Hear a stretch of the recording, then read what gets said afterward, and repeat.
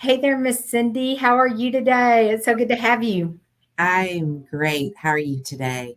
I'm doing good. Well, tell everybody your name and where you're from. You're from different places, but where you're living, you're living your best life. So tell Yeah. everybody where you're from and what your name is.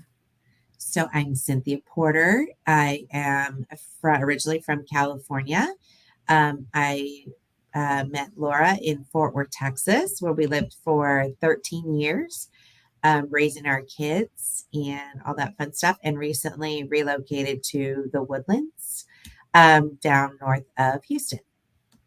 Absolutely. And we miss you up here in the Fort Worth area, but it gives us a good reason to come visit down in the Right. woodlands for sure. So, or if you're on the West Coast, as you are, sometimes a good excuse to come see you there and enjoy the California landscape and sunshine. So, we started working together though, even though we've been friends for a long time. So tell everyone a little bit about how that started and kind of what you were noticing as we worked together in the transformational process. So we started working as I transitioned from full time mom and wife into empty nester. So after we moved down to Houston, I just felt a little lost and needed to recalibrate my life and readjust my thought process. And so I reached out to Laura because I really believe in what she teaches. And it's been a great transition. It is everything that I needed to help me stay on track and not lose my mind. Aw, and me too. You helped me too. Okay, so we've got this book coming up, and as one of my clients, I invited you to add one of your amazing stories about transformation, about having some longings, some discontents, and how you took that, you overcame it, and you transformed a certain area of your life. Now, recognizing we're still all in the transformational phase, what did you really want to share in the book that would help inspire other people as they read your story?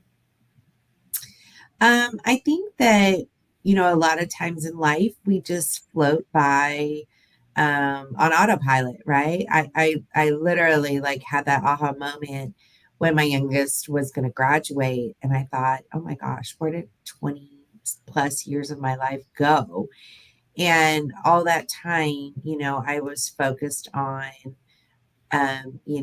raising my kids and supporting my husband and just making sure our lives um, just went easily, right? And then when I was faced with the fact that I didn't have anybody to take care of anymore, I just didn't really even know myself because I'm 53 years old and I've been different versions of myself all along the way. So I really think that the teachings and things that I learned with Laura helped me rediscover myself and a new way to live life and a new way to look at life. It's not always perfect. Don't I mean I do revert back sometimes and have my moments, but it's good to have something to focus on and to push forward with and to recognize like when you hit those speed bumps in life. So I love it. So, um, who is your story towards? When you were writing it, whose hearts did you want to touch and inspire with your story?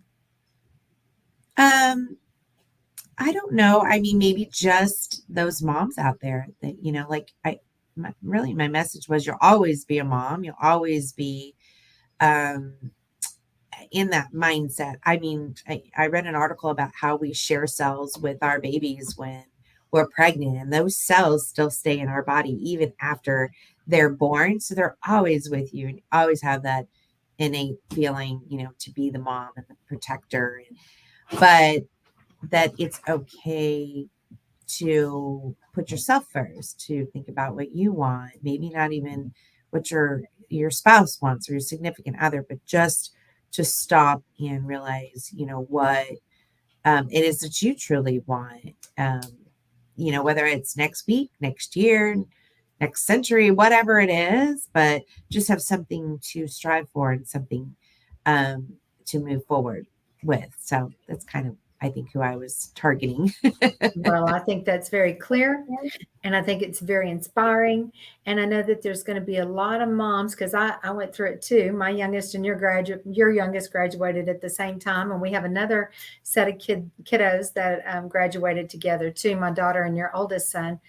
So, just thank you, Cynthia, for sharing your story and for speaking to the moms out there that are probably going through this time in their life right now. And it's not easy, especially like you said, when your whole life's been dedicated to taking care of a family and life circumstances show up, and it could either be divorce, maybe, or the kids leave, or in your case, it's not. But I think that this is going to hold so much inspiration and truth in it that it's going to speak to a lot of different people and even the dads, right, that are Yeah. impacted things. So I love it.